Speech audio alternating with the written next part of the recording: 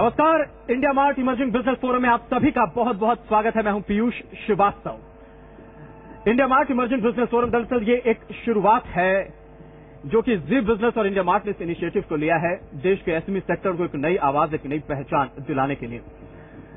चौथा पड़ाव है अहमदाबाद, लुधियाना, दिल्ली के बाद आज हम हैं आगरा में। आगरा को यहां की फुटवेयर इंडस्ट्री, यहां के हैंडीक्राफ्ट के लिए जाना जाता है। कई ऐसी इंडस्ट्रीज को इस शहर ने पनाह दी हुई है।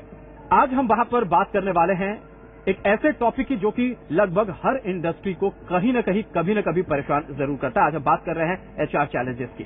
तो चलिए इस कार्यक्रम की शुरुआत करते हैं और सबसे पहले मैं चाहूंगा इस कार्यक्रम को आगे बढ़ाने के लिए indiamart.com के मार्केटिंग हेड चिराग पटनायक इस वक्त हमारे साथ है। चिराग कई बड़ी मल्टीनेशनल कंपनीज के साथ काम कर चुके हैं और इस वक्त ये indiamart.com के मार्केटिंग हेड है। मैं चाहूंगा वेलकम एड्रेस के साथ चिराग इस कार्यक्रम की शुरुआत करें।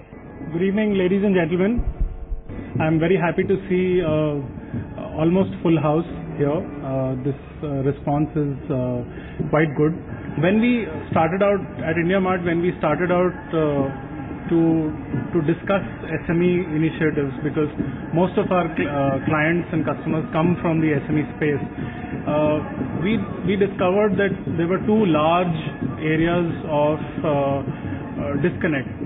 Large media companies tend to cover large companies because they make good headlines. So what we decided to do at IndiaMart was to try and support initiatives that draw name and recognition towards the small and medium enterprise sector in this country.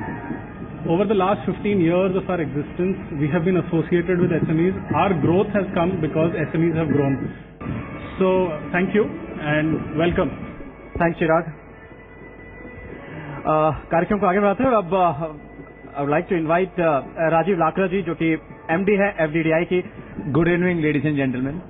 It's a matter of great pride and privilege that today this function is organized by the GTV and we all are here. जैसा कि ऐसा हम जानते हैं कि जो आज का प्रोग्राम है ये एचआर के बारे में है, प्रॉब्लम एंड चैलेंजेस। 4 से 5 साल पहले मैंने ये एमडी एफडीडीआई का पोस्ट यहाँ पर ज्वाइन किया था। उस समय एक कैंपस था एफडीडीआई का नोएडा के अंदर।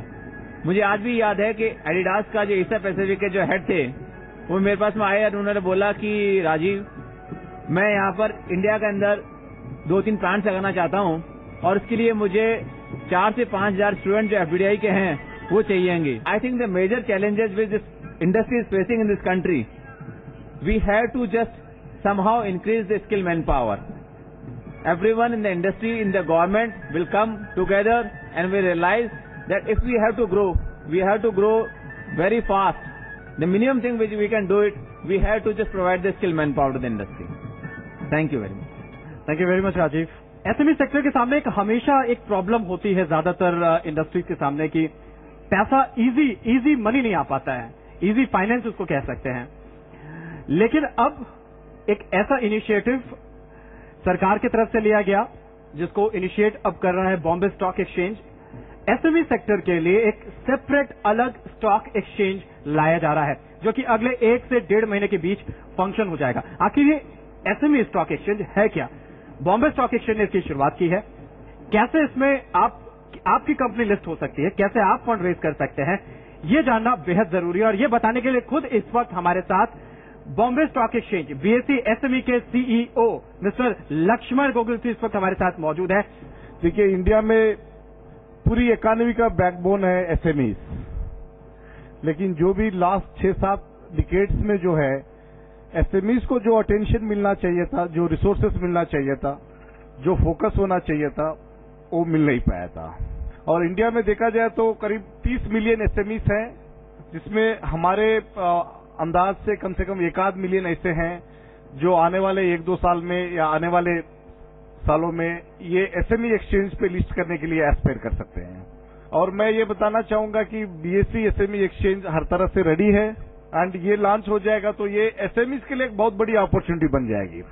ये कहते हुए मैं धन्यवाद देता हूं सबको। इसी के साथ हमारे सारे एमिनेंट पैनलिस्ट इस वक्त स्टेज पर हैं। प्रोग्राम की शुरुआत में हमने आपको कहा था कि आज हम बात करेंगे एचआर चैलेंजेस की। आगरा की इंडस्ट्री की हम बात करें, न सिर्फ फुटवेयर इंडस्ट्री की, अगर जनरल वे में बात करें तो डावर साहब क्या वो 3 सबसे बड़े चैलेंजेस आज के दिन में आपके इंडस्ट्री के सामने है जब ये बात एचआर से जुड़ी होती है? इंडस्ट्री, जहां तक हम फुटवियर एक्सपोर्ट की बात करें, जो टारगेट इस बार तय किए गए हैं मिनिस्ट्री ऑफ कॉमर्स से, 9 बिलियन का 2013 तक का टारगेट दिया गया है हम लोगों को, जबकि करंट लेवल हमारा 3.7 बिलियन का है।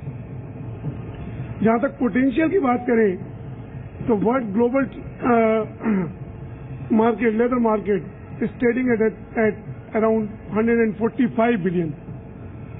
We are only at 3.77 billion. There is a lot of potential available. We have only 3% share in the market. Still 97% is in our plate to eat. Potential is there. But we are facing the major challenges what we are facing, that is really HR. हमारे साथ आगरा के engineering industry से भी जुड़े काफी लोग हैं. हमारे साथ प्रमोद गर्ग साहब भी इस वक्त यहाँ पर मौजूद हैं. गर्ग साहब, आपकी इंडस्ट्री की जब बात करते हैं तो एचआर की जब बात होती है, एम्प्लॉइज की, लेबर्स की जब बात होती है, तो किस तरीके के चैलेंजेस आपके सामने हैं इस वक्त? इंजीनियरिंग ट्रेड में स्किल लेबर की बहुत कमी.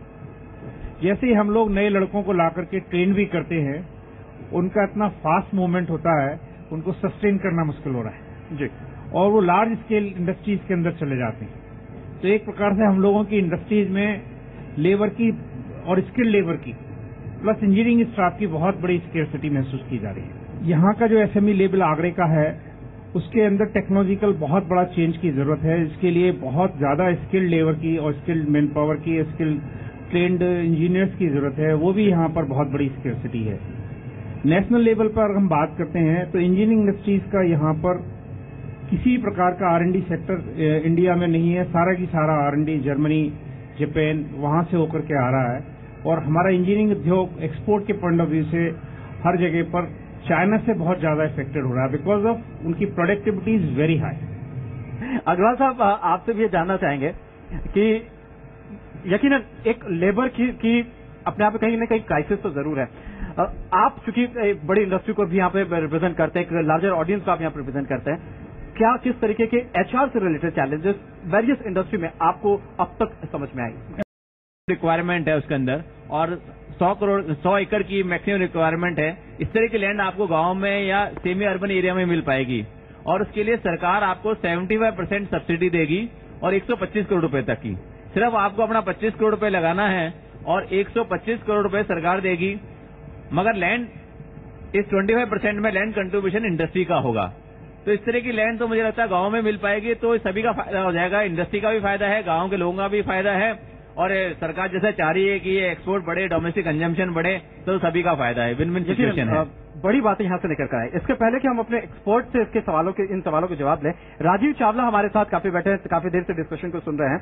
राजीव, आप खुद भी एक इंडस्ट्री चलाते हैं, आप इंडस्ट्री एसोसिएशन के प्रेसिडेंट भी हैं, और अब आप देश की सबसे बड़ी इंडस्ट्री एसोसिएशन एसएमई सेक्टर के लिए बनाने की कोशिश भी करें. इन सभी बातों को आपने सुना, आपका इस पर व्यू क्या है? चैलेंजेस सभी जगह एक जैसे. कभी तो ऐसा भी लगता है कि इस देश में शायद बेरोजगारी अब बाय चॉइस है, बाय कंपल्शन नहीं. चाहे इवन मनरेगा के माध्यम से गांवों तक रोजगार पहुंच रहा है, तो उसकी वजह से थोड़ा सा जो ट्रांजिशन है, लोगों का आना कम हुआ है. तो चैलेंजेस मैं नोट कर रहा हूं कि हर शहर में, और आप भी अहमदाबाद, लुधियाना, दिल्ली, हर जगह जा रहे हैं, तो जहां एक और कमी है स्किल्ड लेबर्स की, या स्किल किसी भी एम्प्लॉयमेंट ढूंढने वाले लोग, उसी में एक क्वालिटी ऑफ स्किल का भी बहुत बड़ा इश्यू है. जिन जगहों पर हम एक तरह से स्किल्ड मैन पावर इस देश में तैयार कर रहे हैं, विशेष रूप से इंजीनियरिंग के सेक्टर में, जहां हम देश में हर साल 6.5 लाख इंजीनियर्स हम क्लेम करते हैं कि बनते हैं, इवन उनकी क्वालिटी ऑफ एजुकेशन या क्वालिटी ऑफ ट्रेनिंग उन्हें सही माने में एम्प्लॉयबल नहीं बनाती है. और वो एक क्वालिटी का गैप भी है उस एरिया में. मुझे लगता है कि बेहतरीन सजेशन निकल के सामने आया है कि इंडस्ट्रीज को भी गांवों तक ले जाना चाहिए. एक अटेम्प्ट होना चाहिए कि इतना पैसा अगर हम सही इंफ्रास्ट्रक्चर में खर्च कर दें, और सही ट्रेनिंग सेंटर्स में, इवन एजुकेशन और स्किल के सेंटर्स में, और राइट स्किल्स सही माने में.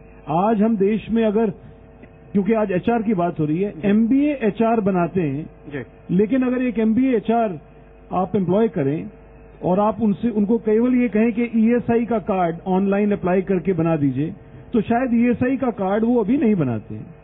तो पॉइंट इज कि पहली चीज ये कि स्किल नहीं है, दूसरी चीज ये कि जहां हम स्किल देने की कोशिश कर रहे हैं वहां right institutions, right curriculum, right training faculty और उन सबको इंसेंटिवाइज करना और अपस्केल करना। चिराग का भी इस पर ओपिनियन लेना चाहेंगे, क्योंकि चिराग ने भी आप डे टू डे ढेरों एसएमई से आप इंटरेक्ट करते रहते हैं, 50,000 से ज्यादा लोगों से आपका इंटरेक्शन है इस सेक्टर से। आपका इस पर क्या ओपिनियन है? क्या ये जो एक तरीके की प्रॉब्लम है ये क्रिएट की गई है या एक्चुअली प्रॉब्लम एग्जिस्ट ही नहीं करती, just a phenomena? While India was growing, so was IndiaMart, and we grew from 1,500 people to 5,000 people, right? And we plan to grow some more. You have no idea, मतलब कि हमको कितनी इसमें मुश्किल आई कि वो 1,500 से हम 4,000 पहुंचे, 5,000 लोग पहुंचे। आप लोग स्किल लेबर की बात कर रहे हैं, मैं कह रहा हूं कि इवन इन सिटीज जहां एमबीएज आर इजीली अवेलेबल, हमको क्लाइंट एग्जीक्यूटिव चाहिए, सेल्स एग्जीक्यूटिव चाहिए, वो भी हमको मिलना बहुत मुश्किल पड़ रहा है। And Rajeev is right, people कम आते हैं हमारे पास एंड उनके पास बेसिक स्किल्स नहीं है, स्पीकिंग स्किल्स नहीं है, सेलिंग स्किल्स नहीं है।